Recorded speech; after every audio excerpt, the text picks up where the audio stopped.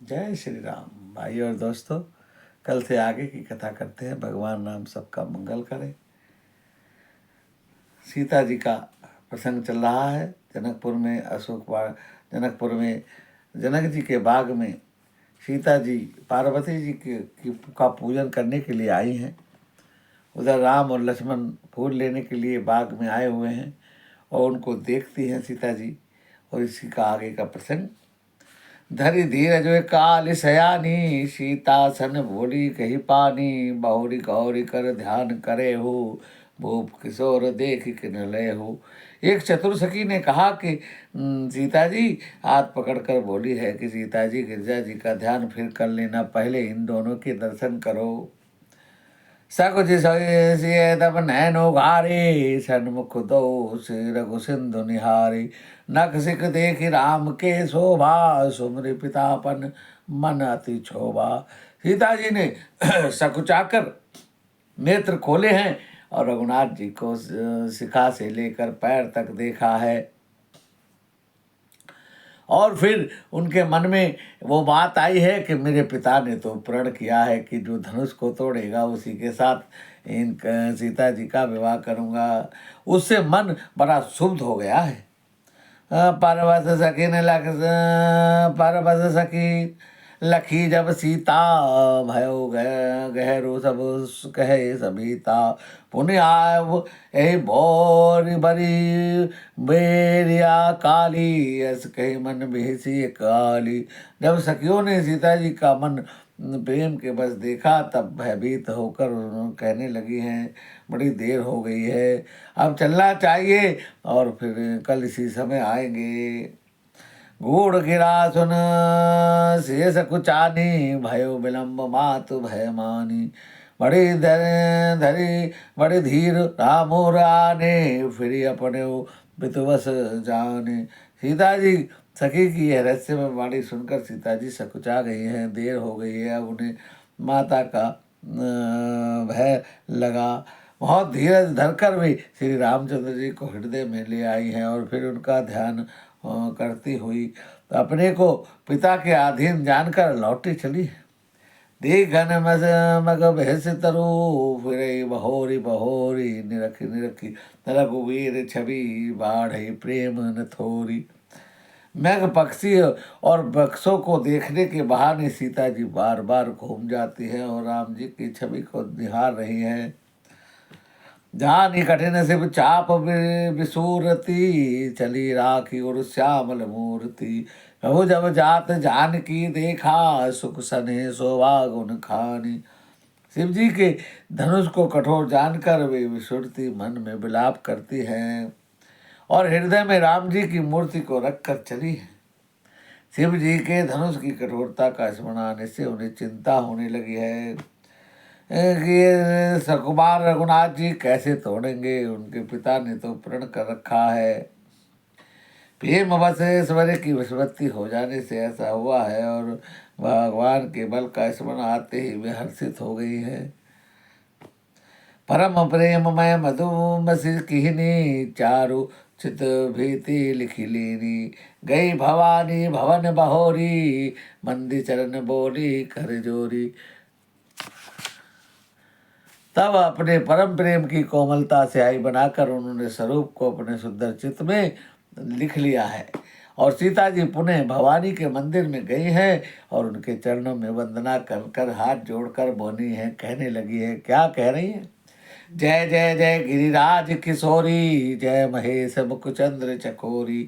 जय गजबदन सटान माता, जगत जननी दामनी दुति गाता। और कहने लगी, हे पार्वती जी, राजा हिमाचल की पुत्री, आपकी जय हो जय हो जय हो। महादेव जी और महादेव जी के मुख रूपी चंद्रमा चकोरी, आपकी जय हो। और हे हाथी के मुख वाले चंद्रमा की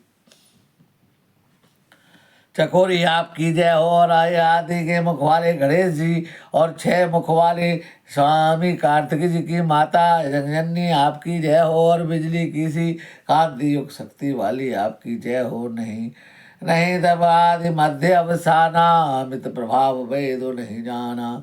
भव भव विभव पराभव किरणी विश्व विभव वस सब वस विहरणी। ना आपका आदि है ना अंत है, असीम प्रभाव को रखने वाली हो, संसार को उत्पन्न करने वाली हो और संसार का नाश करने वाली हो, विश्व को मोहन करने वाली हो, स्वतंत्र रूप से विहार करने वाली हो। पति देवता श्रुति महो मात प्रथम तब रेख, महिमा अमित न सकई कही सहेस शारदा शेष। पति को इष्ट देव मानने वाली श्रेष्ठ नारियों में हे माता आपका प्रथम करना है, और आपका पार महिमा को हजारों सरस्वती और शेष भी नहीं कहा सकते। सेवत ते सुलभ फल चारी, वरदायनि पुरारी प्यारी। देवी पूज पद कमल तुम्हारे, सुर ने मुनि सब होई सुखारी। हे भक्तों के मुँह मांगा वर देने वाली, ये त्रिपुर के शत्रु शिव जी की पत्नी आपकी जय हो। हे देवी, आपके चरण कमल की पूजा करके देवता मनमाना मनुष्य भी मनमाना फल पाते। मोर मनोरथ जान होनी के, बसो सदा उर्पुर सब ही के नो प्रकट न कारण ते ही, हस कही चरण गहे वह दे। मेरे मनोरथ को आप भली भांति जानती हैं, क्योंकि आप सदा सबके हृदय में निवास करते हैं, और इसी कारण मैं उसको प्रकट नहीं किया है। ऐसा जानकर जानकी जी ने प्रणाम किया है। विनय प्रेम बस भई भवानी, खसी माल मुहूर्ति मुस्कानी। सादर सिय प्रसाद सिर धरे हो, बोली गौरी हरत भरे हो। गिरिजा सीता जी के विनय और प्रेम के बस हो गई हैं, और उनके गले की माल खिसक कर और मूर्ति मुस्कुराई है, और खिसक कर सीता जी के ऊपर सिर पर गिर पड़ी है, और सीता जी ने आदर पूर्वक उसे प्रसाद समझ कर सिर पर धारण किया है। गौरी का हृदय से हर्ष भरा आशीर्वाद उनको मिला है। सुनो सी सत्याशीष हमारी, पूजो मन कामना पुर तुम्हारी। नारद वचन सदा सुचि साचा, सोबर मिले न जाहि न मनुराचा। हे सीता, हमारी सच्ची आशीष को सुनो, तुम्हारी मनोकामना पूरी होगी। नारद जी का वचन सदा पवित्र और संशय से रहित होता है। जिससे तुम्हारा मन अनुरक्त हो गया है, वही वर तुमको मिलेगा। और क्या कहती है? मन जाहिरा चो मिलहि सोबर, सहज सुंदर साबुरो। करुणा निदान सुजानशील, श्रेह जानत राबुरो। ऐ भांति गौरी आशीष सुनिसि, यह हर्षित अली तुलसी भवानी। पूज्य पुनि पुनि मुदित मन मंदिर चली। जिसमें तुम्हारा मन अनुरक्त हो गया है, वही स्वभाव से सुंदर और सावला रामचंद्र जी तुमको मिलेंगे। वह दया का खजाना है, सुजान है, सर्वत्र है, और तुम्हारे शील स्नेह को जानते हैं। इस प्रकार गौरी जी का आशीर्वाद सुनकर सीता जी सखियों सहित प्रसन्न हो गई हैं। तुलसीदास जी कहते हैं कि भवानी जी को बार बार पूछ कर सीता जी प्रसन्न मन से बहल को लौट गई हैं। जानी गौरी अनुकूल सिय हर्ष न जात कही, मंजुल मंगल मूल बामंग फरकन लगे। गौरी जी को अनुकूल जानकर सीता जी का हृदय हर्ष से भर गया है। सुंदर मंगलों का मूल उनके बाएं अंग भड़कने लगे हैं। हृदय सराहत सिए लोनाई, गुरु समीप गवने दो भाई। हो नाम कहा सब कौशिक पाही, सरल स्वभाव छुअत छल नाहि। हृदय में सीता जी की सुंदरता की सराहना करते हुए दोनों भाई गुरु जी के पास गए हैं, और रामचंद्र जी ने विश्वामित्र को सब कुछ बता दिया है, क्योंकि उनका सरल स्वभाव है और छल तो उसे छूता भी नहीं है। सुमन पाई मुनि पूजा कीनी, पुनि आशीष दो भाई दीनी। सुबल मनोरथ हो तुम्हारे, राम लखन सुनि भय सुखारे। अब गुरुजी कहते हैं कि जब पार्वती जी ने सीता को आशीर्वाद दे दिया, तो हे बेटा राम, तुम मेरे पास आओ, मैं तुम्हें आशीर्वाद देता। और गुरु जी ने राम जी को आशीर्वाद दिया है। क्या आशीर्वाद दिया है कि सुमन पाई मुनि पूजा कीनी, पुनि आशीष दो भाई दीनी। कहने लगे सुफल मनोरथ होई तुम्हारे, राम लखन सुनि भय सुखारे। कहने लगे हे राम, तुम्हारा जो भी मनोरथ है वो पूरा होगा, ये मेरा आशीर्वाद है। करी भोजन मुनि बर विज्ञानी, लागे कहन कछु कथा पुरानी। विगत दिवस गुरु आए सुपाई, संध्या करण चले दो भाई। श्रेष्ठ विद्वानों और मुनियों के विश्वामित्र जी भोजन करके प्राचीन कथा कहने लगे हैं। और समय बीत गया, गुरु की आज्ञा पाकर दोनों भाई संध्या करने के लिए चले हैं। फिर आचित सी शशि उदय सुहावा, सिय मुख सरिस देखी सुख पावा। बहुर विचारो कीन मन माया, सिय बदन सम हिम कर नाही। उधर पूर्व दिशा में सुंदर चंद्रमा उदय हुआ है और रामचंद्र जी ने उसे सीता जी के मुख के समान देखकर सुख पाया है। फिर मन में विचार किया है कि चंद्रमा सीता जी के मुख के समान नहीं है।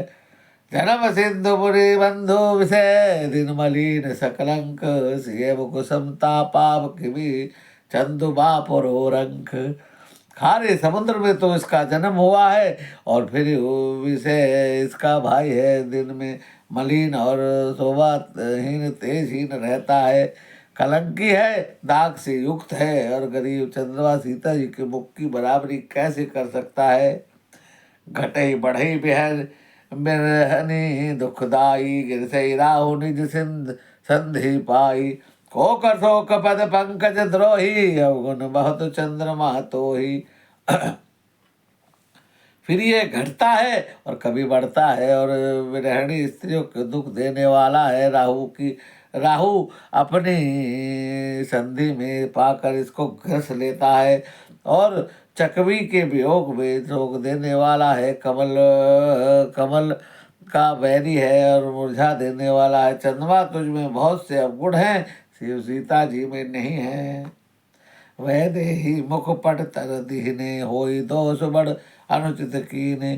सिय मुख छवि विविध विधु ब्याज बखानी, गुरहि पाहि चले निशा बट जानी।